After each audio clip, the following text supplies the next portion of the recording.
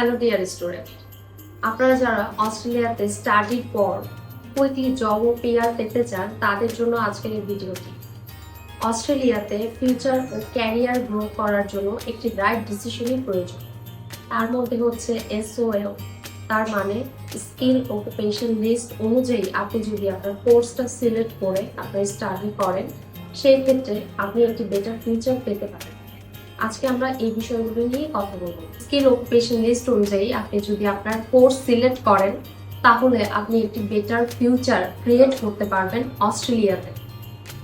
আজকে আমরা কিছু সাবজেক্ট নিয়ে কথা বলবো, যেমন অস্ট্রেলিয়াতে ভোকেশনাল এডুকেশন খুবই ডিমান্ডফুল এবং অস্ট্রেলিয়ানরা মেনলি স্কিলফুল এডুকেশনকে খুবই প্রায়োরিটি দেয়, like commercial cookery, hospitality, chef, nursing, construction, car mechanic and auto electrician.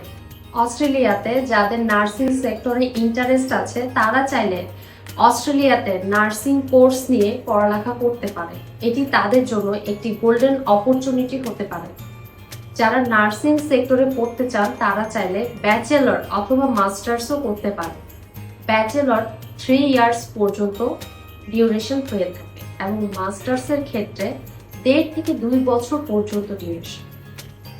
আপনার অস্ট্রেলিয়াতে গ্র্যাজুয়েশন শেষে Australian health practitioner regulation agency থেকে রেজিস্ট্রেশন করে আপনি রেজিস্টার্ড নার্স হতে পারবেন, সাথে ফুল টাইম জবের অপরচুনিটি কিন্তু আপনি পেয়ে যাচ্ছেন অস্ট্রেলিয়াতে।